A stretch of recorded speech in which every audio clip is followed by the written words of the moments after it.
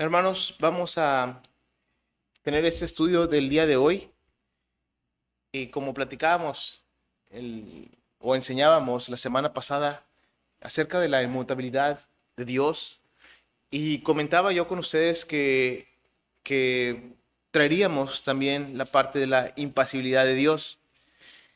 Quería yo como que conectar la inmutabilidad con la impasibilidad. Entonces, le estoy llamando a este estudio la tercera parte de la inmutabilidad de Dios o la impasibilidad de Dios. Antes de pasar a la impasibilidad de Dios, además quiero dar una muy breve introducción de lo que hemos visto de la inmutabilidad de Dios, porque es muy necesario que aprendamos primero acerca de la inmutabilidad de nuestro Dios, que Dios no cambia en qué era, su esencia, en su ser, planes, ¿verdad? No los vi muy seguros, hermanos, pero bueno. Veíamos que el hermano Berkov, que para mí, sinceramente, es la mejor definición de todas las que vi, de todos los hermanos que estuve leyendo, porque Berkov creo que lo hace de una manera muy clara, muy concisa, muy concreta, muy así es. Decía él que la inmutabilidad es aquella perfección por medio del cual Dios se despoja de todo cambio, no solamente en su ser, sino también en sus perfecciones. Y aquí es donde vamos a estar hablando más a detalle acerca de la impasibilidad de Dios, acerca de sus perfecciones. Eh, Decía Berkov, no solamente de su ser, sino también de sus perfecciones, perdón, propósito y promesas. En virtud de este atributo, queda exaltado sobre todos los sucesos y está libre de todo aumento o disminución, de todo crecimiento o decadencia en su ser y en sus perfecciones, decía Berkov. Su conocimiento y planes son principios morales y sus principios morales permanecen para siempre los mismos. Hasta la razón nos enseña que ningún cambio es posible en Dios, pues que todo cambio conduciría a mejor o peor. Pero en Dios, que es absoluta perfección, son imposibles por igual las mejoras o las deteriorizaciones. Enseñábamos eso. Dios no cambia, Dios es inmutable. Es uno de los atributos que estamos estudiando acerca de conociendo, de esta serie de conociendo al Dios de las Escrituras.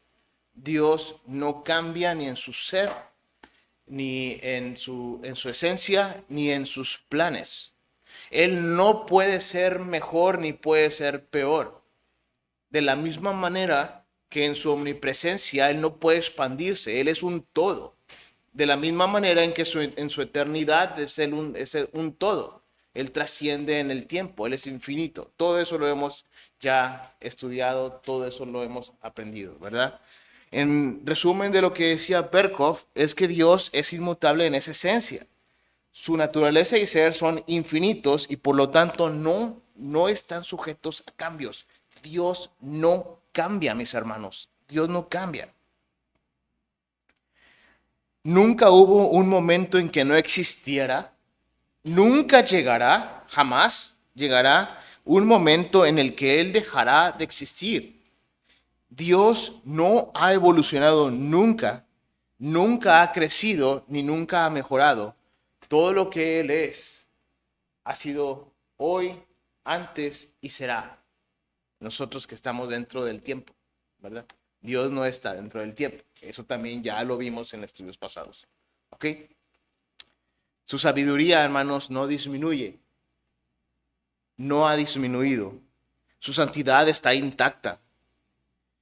Es imposible que sus atributos cambien, que es imposible que sus atributos cambien. Es imposible que su inmutabilidad, que es la que estamos estudiando el día de hoy, cambie. Tan imposible como que Él dejara de ser Dios. Su veracidad es inmutable, dice el Salmo 119, para siempre permanece su palabra en los cielos. También dice Jeremías con amor eterno nos ha amado. Jeremías 31. Y también que Él nos había amado a los suyos que estaban en el mundo y nos amó hasta el fin, como lo dice Juan 13. Su misericordia no cesa. Su misericordia no deja de ser. Salmo 100. Gracias al Señor, porque podemos confiar en un Dios que no cambia. Y por último, también vimos, tengo que tocar este tema, para poder pasar bien a lo de impasibilidad. Vimos que la Biblia, decíamos un ejemplo, oye hermano, ¿y por qué en Génesis 6 dice que Dios se arrepintió de haber creado al hombre? Bueno, también enseñamos eso la clase pasada. Pareciera que Dios cambia en sus planes. Lo vimos estudiamos el relato de Génesis, estudiamos el relato del primer libro de Samuel 15, donde dice que Dios se arrepintió y le pesó haber puesto a Saúl como rey. Pero dentro de ese mismo capítulo dice que él no es hombre para que mienta, ni hijo de hombre para que se arrepienta.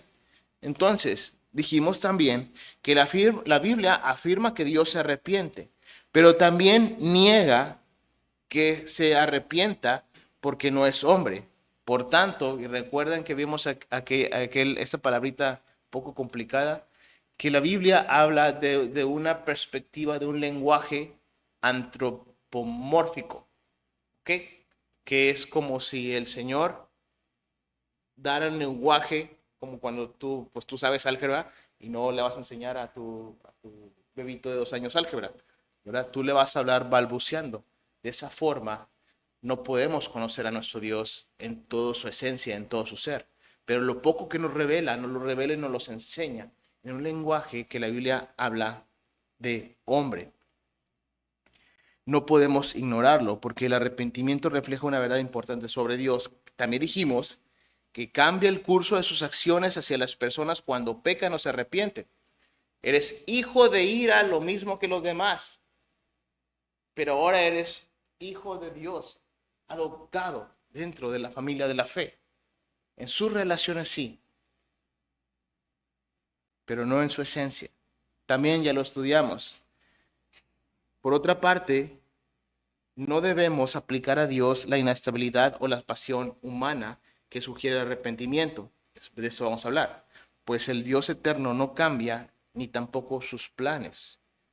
Y Él no es un Dios de pasiones, que ahí es donde viene la impasibilidad de Dios.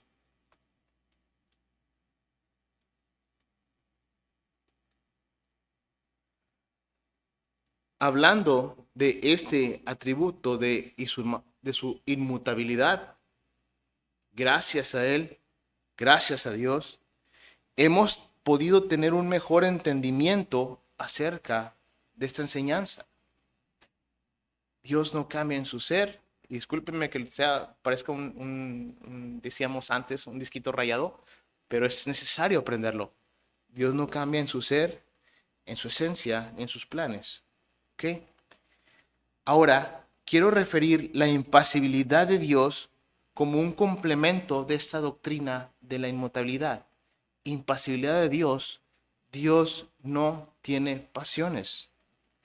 Hemos enseñado que Dios no cambia, que Dios no cambia. Hemos visto que Él es inmutable. Él es inmutable. Dios no cambia.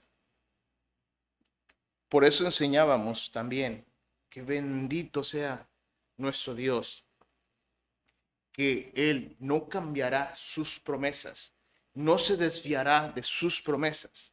Cuando nosotros hemos creído en el Señor, hemos sido justificados, regenerados, santificados, hemos sido salvos, tenemos la promesa de ser coheredero con el Señor Jesús y estaremos con Él, y eso no cambiará.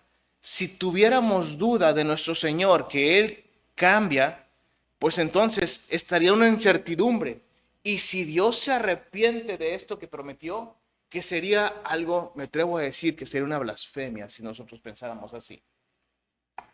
De la misma manera decíamos también, eh, bueno, es que al final, a lo mejor pues, me voy al infierno, pero ya estando ahí, pues Dios va a decir, ay, me movió una pasión de que mi hijo esté con, esta creación mía esté condenada a la eternidad. Eso es lo que estamos hablando el día de hoy. Y siento una emoción así, no sé qué hacer. Mejor cambio mis planes. Mejor cambio todo lo que había dicho.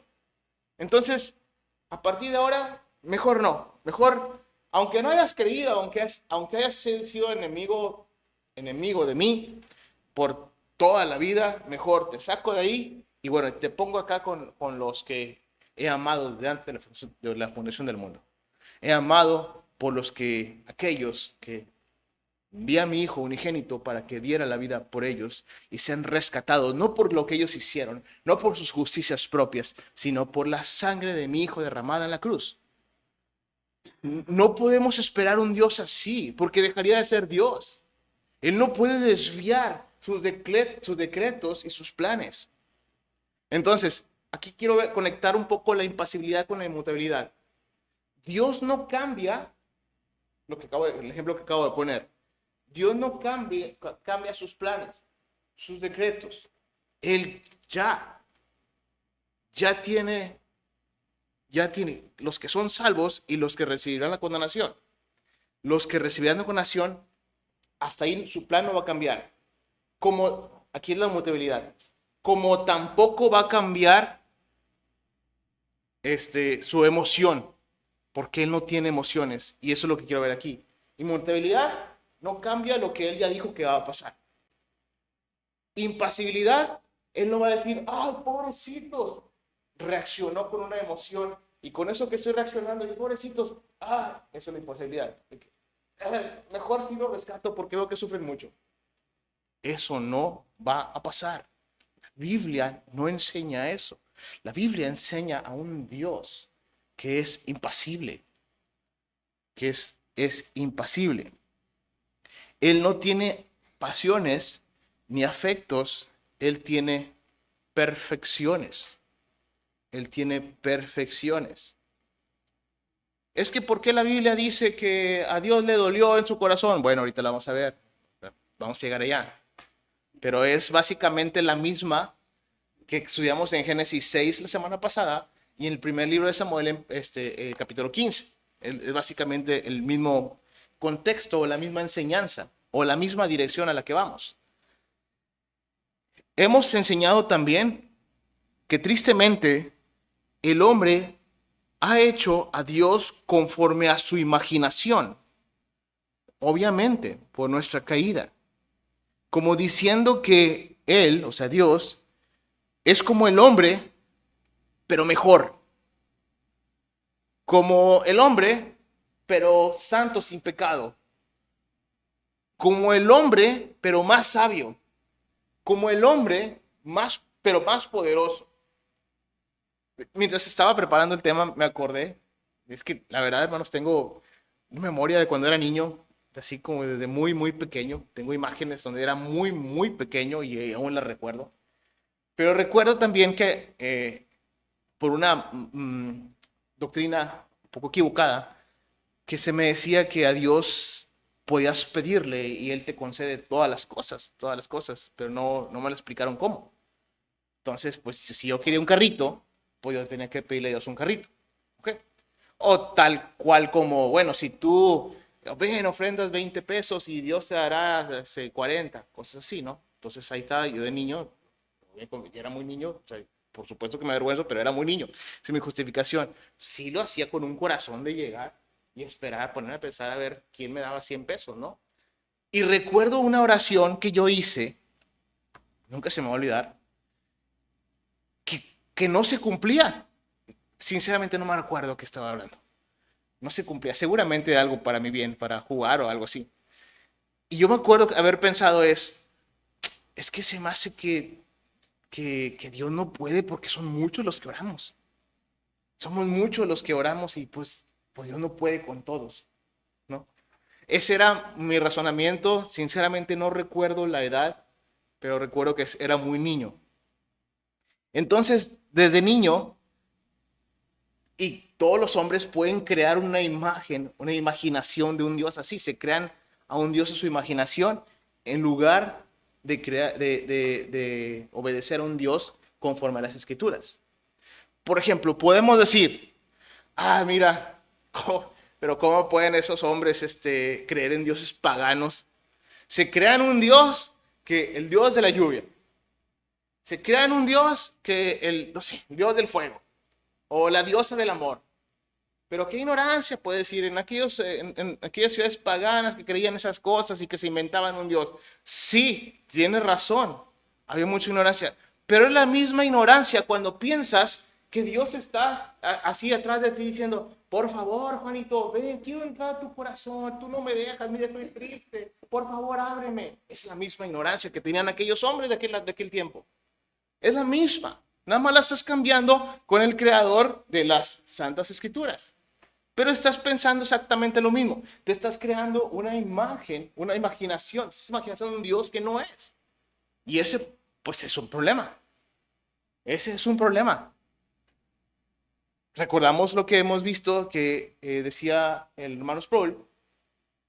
El problema de la iglesia, o uno de los grandes problemas, es que la iglesia no conoce a su Dios.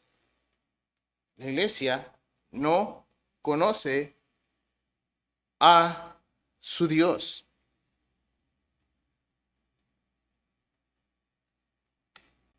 Debemos cortar, mis queridos hermanos. Debemos cortar de nuestras mentes estos errores. Debemos cortar, querer manipular a Dios.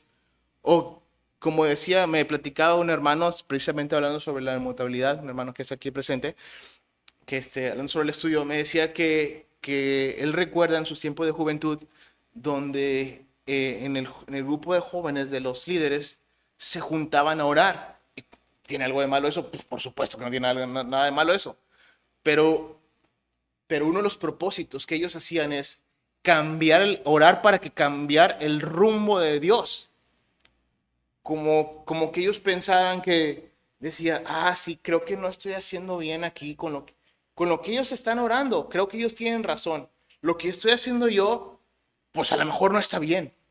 Pero como ellos me lo dicen, tienen razón, mejor voy a hacer lo que ellos dicen. Imagínense un Dios así. Imaginemos un Dios así, que desconoce sus planes, que desconoce sus decretos y que incluso desconoce su ser. No, la Escritura nunca enseña eso. La Escritura no enseña eso.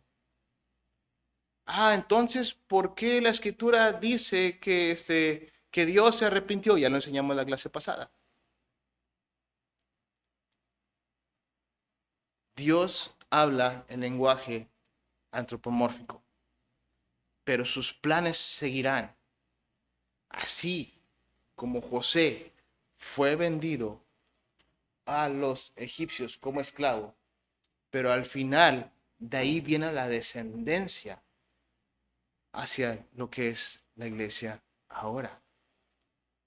Sus planes no cambiarán.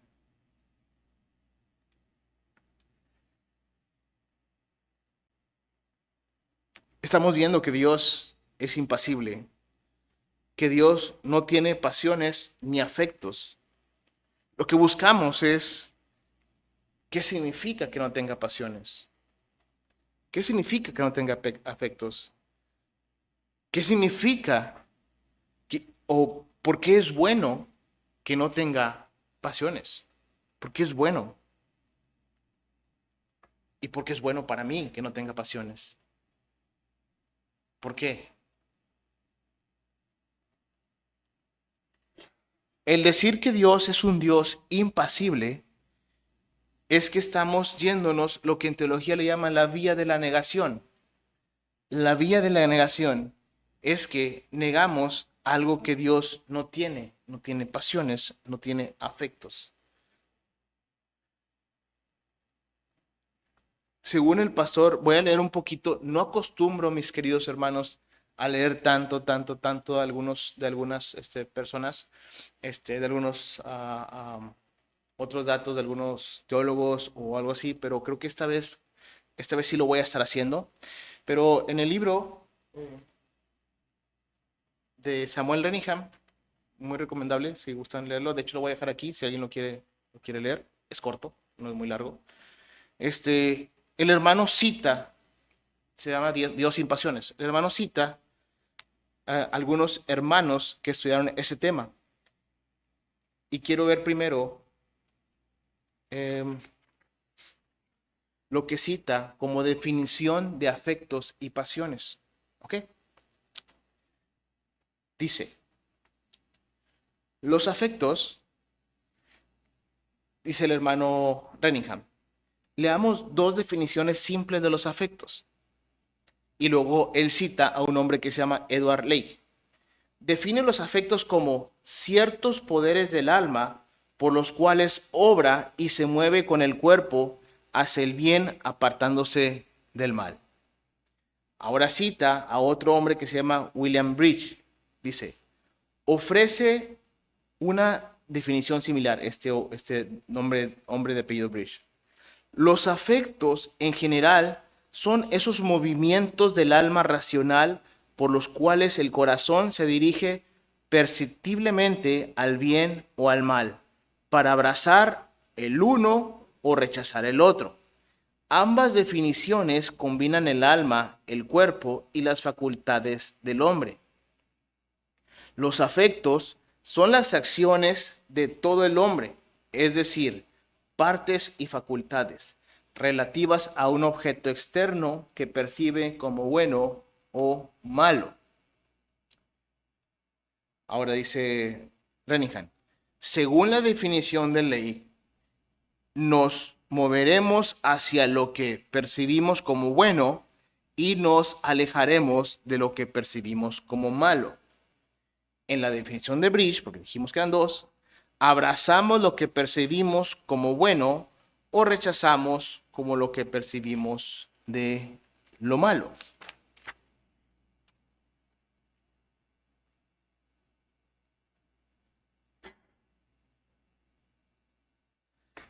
Es decir, el hombre tiene afectos, tiene pasiones.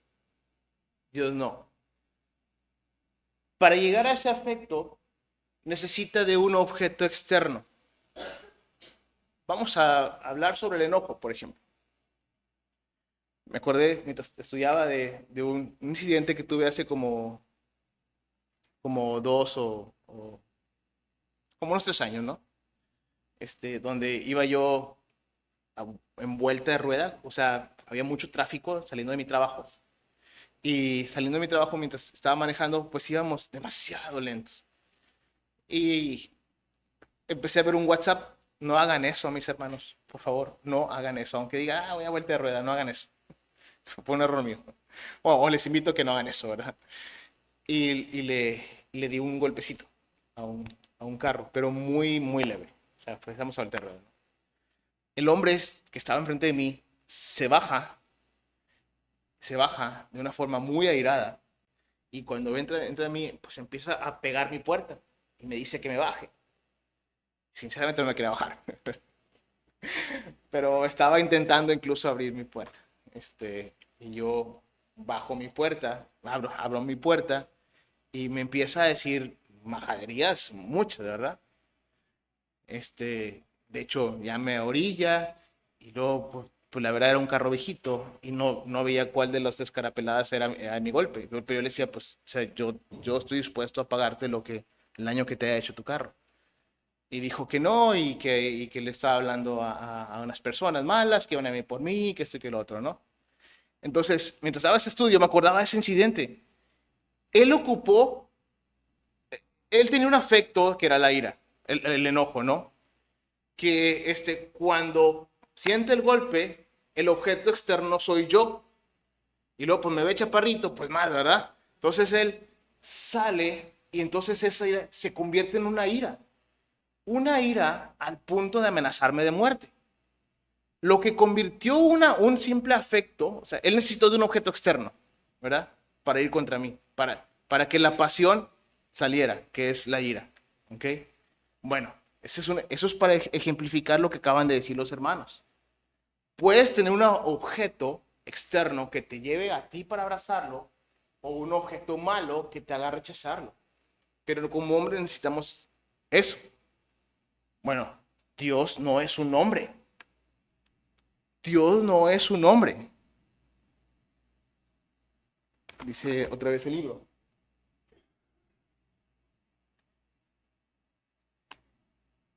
En lo que acabamos de leerlo sobre los afectos, ahora vemos sobre las pasiones, dice el hermano Renningham. Dice, en pasiones, dice, la primera opción es tratar las pasiones como sinónimo de afectos. Reemplace la palabra afectos con pasiones y estará listo para comenzar. Para muchos autores son exactamente lo mismo. Y muchos lo dicen específicamente. Dado que estar afectado significa que algo externo a usted lo está afectando. No es extraño llamar a los afectos pasiones. ¿Por qué? Porque la raíz de la palabra pasiones significa que está siendo pasivo o que está sufriendo. En otras palabras, el individuo es afectado o pasivo. William Fenner dice, los afectos son las pasiones del alma. Cuando el corazón es afectado por algo, lo deja entrar y permite que haga un cambio. Si ya tienes el afecto, llega la pasión y te hace cambiar. Dice, cuando un hombre está afectado por la ira a causa de un agravio o una injuria, decimos que está apasionado. Si llega el afecto, un agravio, ejemplo de el golpe que le di, entonces sale su pasión, ¿no? Es decir, deja entrar el agravio y allí su corazón muerde el agravio y lo persigue. Por tanto, él está apasionado. Cuando un hombre es afectado por el amor a un placer, deja entrar el placer y lo deja prevalecer en el corazón. La segunda opción, dice el hermano Renningham, es distinguir las pasiones como un subconjunto de los afectos en el contexto de intensidad e irracionalidad o cambio corporal. Por ejemplo, amar es un afecto, pero la lujuria es una pasión. Enojarse es un afecto, pero airarse es una pasión. Y entristecerse es un afecto, pero abrumarse por el dolor es una pasión. Así lo dice el hermano Renningham. La intensidad del afecto lo convierte en pasión y presupone una irracionalidad de descontrol por parte de la persona. Un hombre en lujuria, airado o con el corazón roto, no tiene control de sí mismo. El hermano Renningham cita a un hombre de nombre Anthony Burgess. Dice Anthony, estas pasiones tienen varios nombres, a veces se les llama perturbaciones, pero llamarlas pasiones es sumamente propio cuando se han deshecho del dominio de la razón. Y Nicholas Motley dice, cuando los afectos se vuelven embriagadores, sensuales, carnales y terrenales, son propiamente llamados pasiones. Ahora, nosotros, por supuesto, negamos que Dios reaccione a un objeto exterior. Dios conoce todas las cosas. ¿Qué le puede sorprender, mis queridos hermanos? ¿Qué le puede sorprender? Él conoce el futuro, no porque lo vio y aprendió, sino porque Él lo decretó.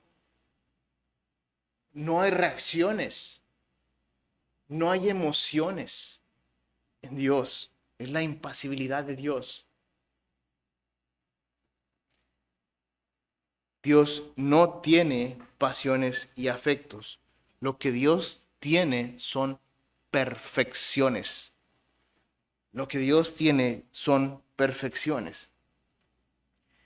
Y hemos dicho que las pasiones y los afectos son como movimientos del alma realizados a través del cuerpo en relación, lo leímos ahorita, con lo que se percibe como bueno o como malo. Él no percibe ni interpreta nada, tampoco reacciona a nada. porque Él todo lo conoce. Los afectos no meramente son pecaminosos, hablando de las criaturas, de los hombres. No meramente son pecaminosos, pero son meramente de las criaturas. Lo que hay en Dios son perfecciones. ¿Sí vamos? ¿Sí? Bueno. Un hombre de apellido Adams, Thomas Adams, dice, lo que son afectos en nosotros son perfecciones en Él. Como bien ya dijimos, estamos definiendo la doctrina de la impasibilidad a través de la vía de la negación, algo que en Dios no hay, sin cambio, sin principio, pero también que tiene vida en sí mismo, porque recordábamos también que veíamos sobre la seidad de Dios. Él no depende de nada ni de nadie. De nada ni de nadie. En Él hay solamente perfecciones. No estamos diciendo, no estaríamos diciendo que no tiene amor y gozo. Lo que es importante decir, escúchame bien, mis hermanos, tienes el afecto del amor, qué bueno. En Dios es una perfección. El afecto de Dios o la perfección de Dios no es como la de los hombres. Eso es lo que quiero que quede súper claro, ¿no?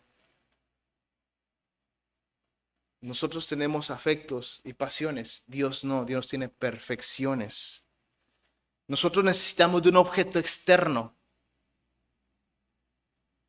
para ir al afecto del amor. Dios no. Y eso es lo que vamos a ver. Vamos a ver 3 ejemplos, porque no nos va a dar mucho tiempo. Aparte nada más traje estos 3. Hablando de las perfecciones divinas. ¿El hombre tiene el afecto del amor? Claro que sí. ¿Lo ocupa un objeto externo? Por supuesto. Pero en Dios es diferente, es una perfección. Otra vez voy a citar a otro hombre, como les había dicho al principio, hermanos, esta vez no acostumbre, pero sí voy a estar leyendo mucho acerca de... Sí cito, pero no tanto como el día de hoy, ¿verdad? Entonces vamos a estar viendo para entender un poco más sobre la impasibilidad de Dios. Renningham cita a Teodoro de Beza. Teodoro de Beza dice así, acerca del amor. El amor que está en Dios no es pasión que surge de algún bien que percibe, sino que es la esencia misma de Dios. Nosotros necesitamos el objeto externo. En Dios es su esencia. ¿Qué versículo tenemos en la cabeza ahorita? Dios es amor. No es Dios tiene amor. Es Dios es amor. Dios es amor. La causa de ese amor suyo no está en las criaturas como si éstas pudieran atraer a Dios a amarlas, sino que está más bien en Dios, quien de por sí mismo es bueno y derrama bondad sobre sus criaturas. Dice Renningham. Note que Beza, Teodoro de Beza, dice que el amor no está en Dios como pasión. El amor para nosotros es cuando percibimos algo bueno y actuamos hacia ello, lo cual es un afecto, según todas las definiciones que hemos visto. Pero el amor no es así para Dios. Él no percibe ni encuentra el bien ni se enamora. Él es amor. El amor es hacer el bien a otro. Dios es bueno en sí mismo y hace bien a sus criaturas por su propia bondad. Por lo tanto, Dios es amor esencialmente en su esencia. No tiene amor como lo conocen los humanos. Lo amamos porque Él nos amó primero. Vamos a 1 de Juan, capítulo 4.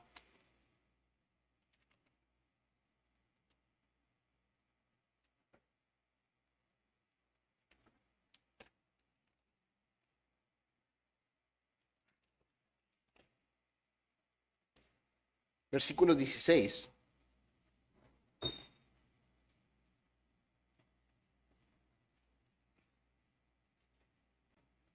Dice, y nosotros hemos conocido y creído el amor que Dios tiene para con nosotros.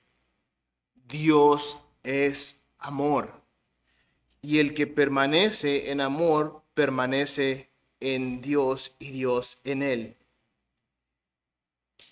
En esto se ha perfeccionado el amor en nosotros, para que tengamos confianza en el día del juicio, pues como Él es, así somos nosotros en este mundo.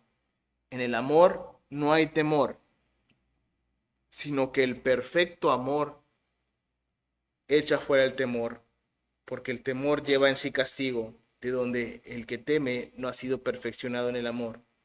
Nosotros le amamos a Él porque Él nos amó primero.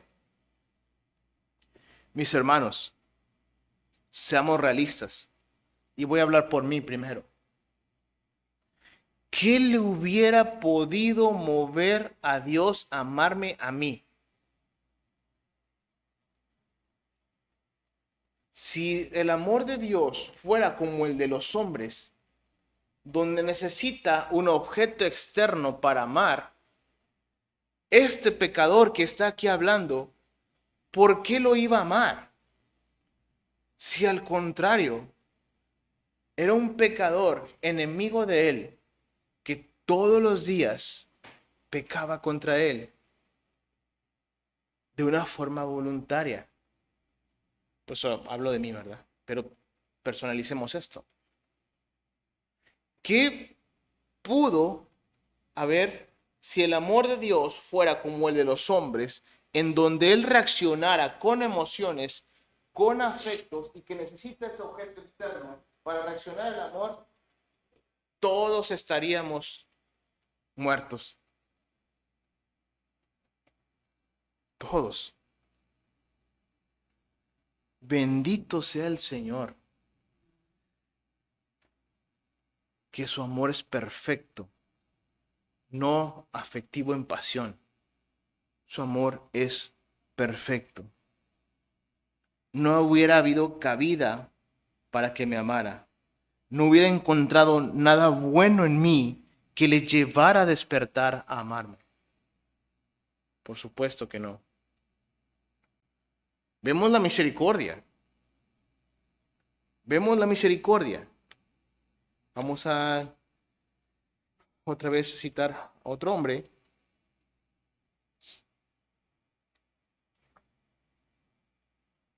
De nombre Musculus.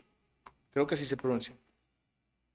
Acerca de la misericordia dice él: hay varias causas por las cuales los corazones de los hombres se mueven a la misericordia. Ahora bien, o sea, causales. El hombre necesita un objeto externo para moverse a la misericordia.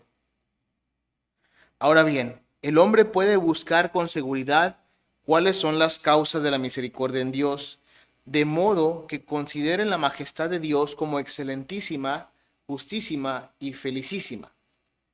No es cosa extraña que un hombre tenga compasión de otro que está afligido, porque hay una misma naturaleza en ambos, una misma cualidad de naturaleza, la misma fragilidad, bajeza y miseria general de toda su vida, y depravación o corrupción de la mente. Son iguales.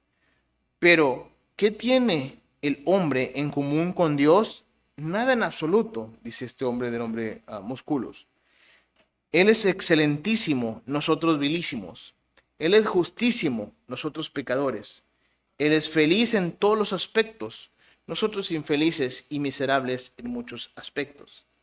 De modo que no hay causa de misericordia en Dios, como nosotros que tenemos causales, que pueda provenir de alguna participación de naturaleza, condición, vida y estado a nosotros, mientras que nos diferenciamos de Él en todos los aspectos, más allá de toda medida.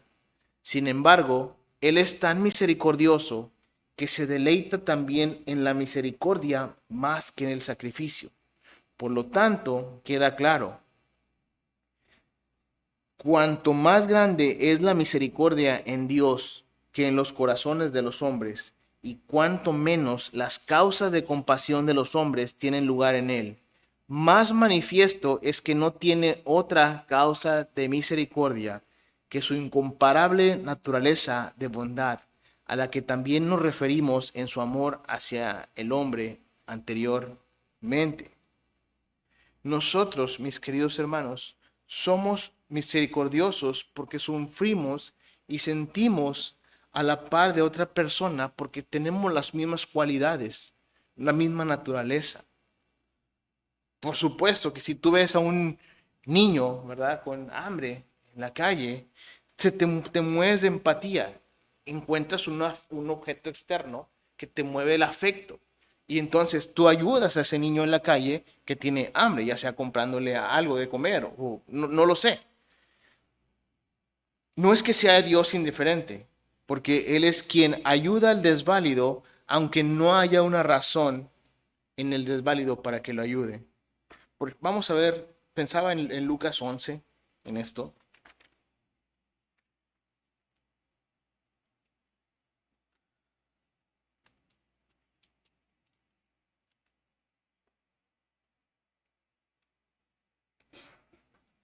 Lucas 11, versículos 11 al 3.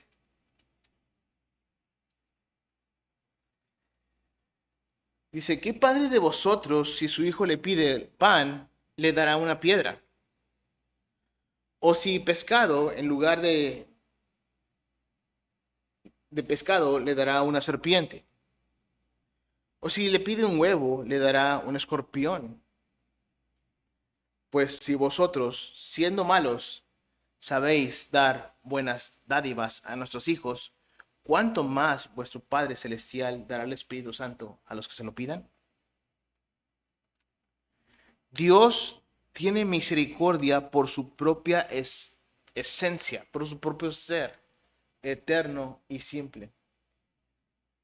Dios es misericordioso por ello. Dios es perfectamente misericordioso. Hay quienes hacen muchas obras de misericordia. No tienen que ser cristianos. Muchas personas que tienen buenas fuentes de ingresos, tienden también a querer hacer misericordias. Gente que, a lo mejor no tanto en México, pero en otros países, que no recuerdo el nombre, filántropos, no me acuerdo, que van y hacen buenas causas, y van y ellos ven, por ejemplo, a los niños africanos que están en desnutrición y inyectan mucho dinero para que los niños pues tengan una mejor calidad de vida. Pero se abruman al ver esto, se abruman, sus afectos se conmueven en esto, se cansan, sufren y siguen. La misericordia de Dios es una perfección, no un afecto. Vamos a Salmo 103. De hecho, ese es el salmo que debíamos haber leído al principio. Salmo 103.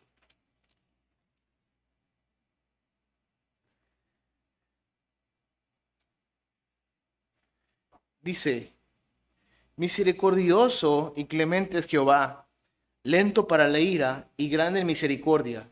No contenderá para siempre, ni para siempre guardará el enojo. No ha hecho con nosotros conforme a nuestras iniquidades, ni nos ha pagado conforme a nuestros pecados. Porque como la altura de los cielos sobre la tierra, engrandeció su misericordia sobre los que le temen.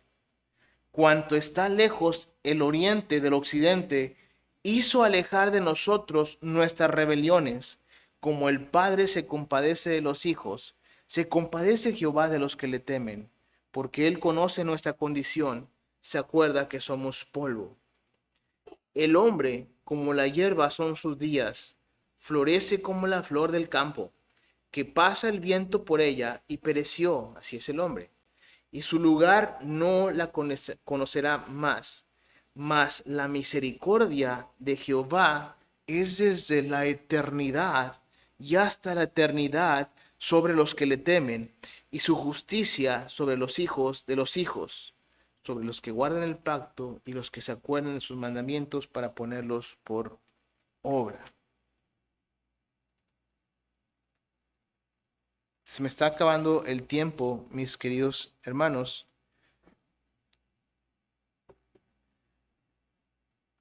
Y voy a tener que terminar. No sin antes, acompáñeme a Salmos 77.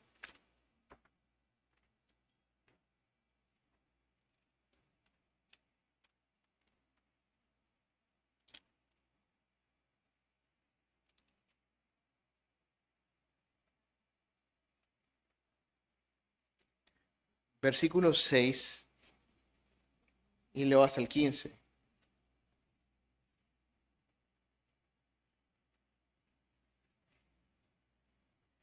Me acordaba de mis cánticos de noche, meditaba en mi corazón y mi espíritu inquiría. ¿Desechará el hombre el Señor para siempre y no volverá más a hacernos propicio? ¿Ha cesado para siempre su misericordia? ¿Se ha acabado perpetuamente su promesa? ¿Ha olvidado Dios el tener misericordia? ¿Ha encerrado con ira sus piedades? Enfermedad mía es esta. Traeré pues a la memoria los años de la diestra del Altísimo. Me acordaré de las obras de Jehová. Sí, haré yo memoria tus maravillas antiguas. Meditaré en todas tus obras y hablaré de tus hechos. Oh Dios, santo es tu camino. ¿Qué Dios es grande como nuestro Dios? Tú eres el Dios que hace maravillas. Hiciste notorio en los pueblos tu poder. Con tu brazo redimiste a tu pueblo, a los hijos de Jacob y de José. En un momento de aflicción, de un desánimo, que todos lo tenemos, de angustia, necesitamos un fundamento muy firme, muy firme. Perseverar en la dificultad no es fácil, hermano. Por supuesto que no.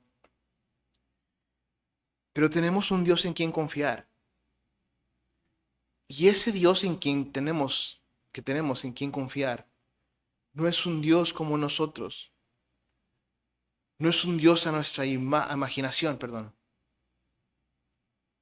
No, Él es el poderoso, el omnipresente, el enteramente sabio, el omnisciente, el inmutable, el que no se mueve como cual no se mueve una roca, como veíamos en la figura de la inmutabilidad.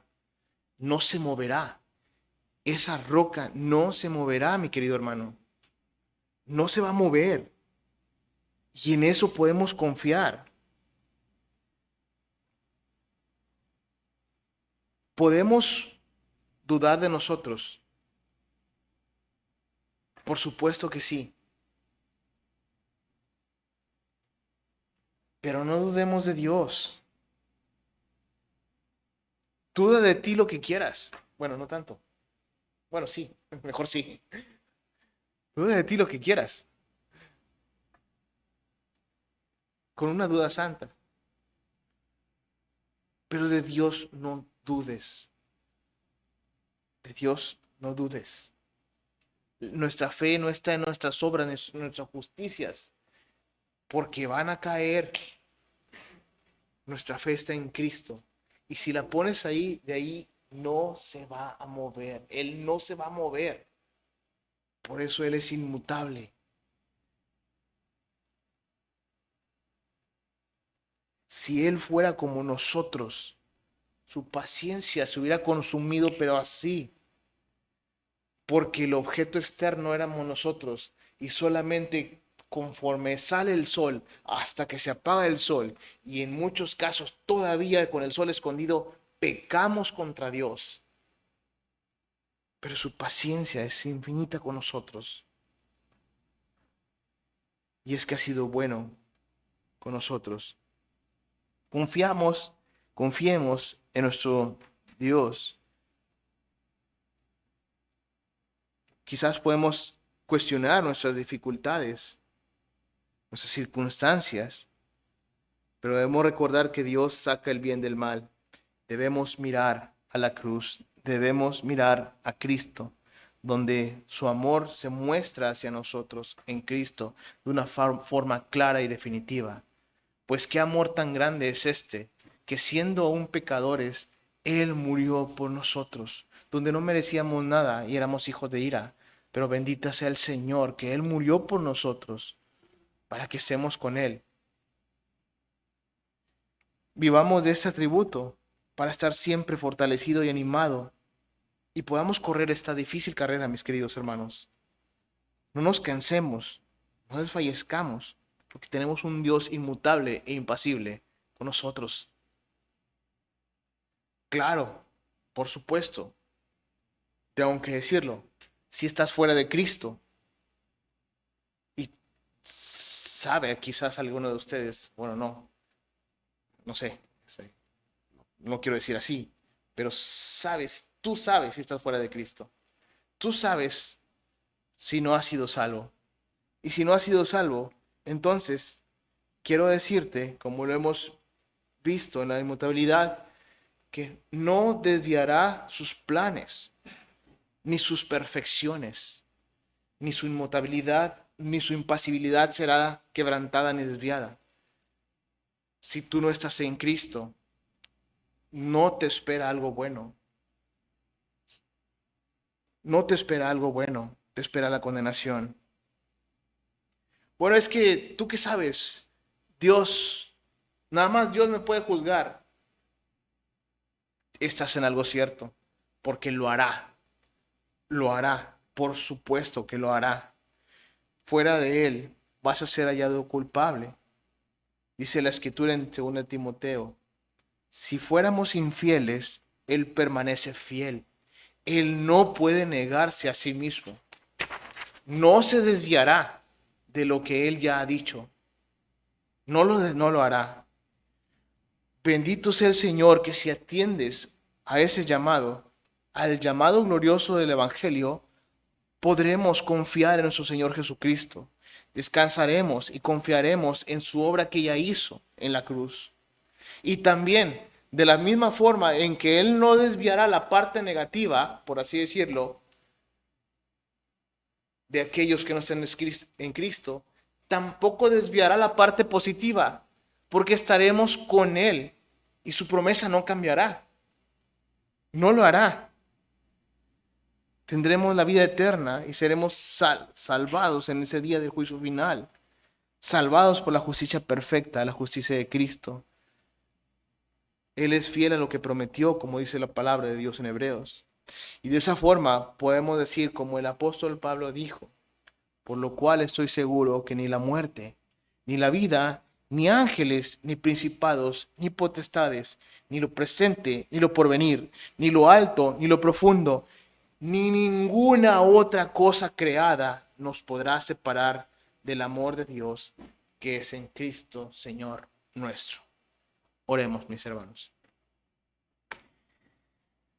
Señor y Dios, gracias, Padre, te damos por tu infinita bondad, Señor, misericordia, amor, cuidado de nuestras almas, Padre.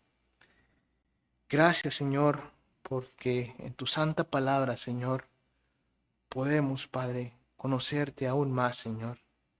Y podemos ver, Señor, que tú eres el creador de todas las cosas, Señor.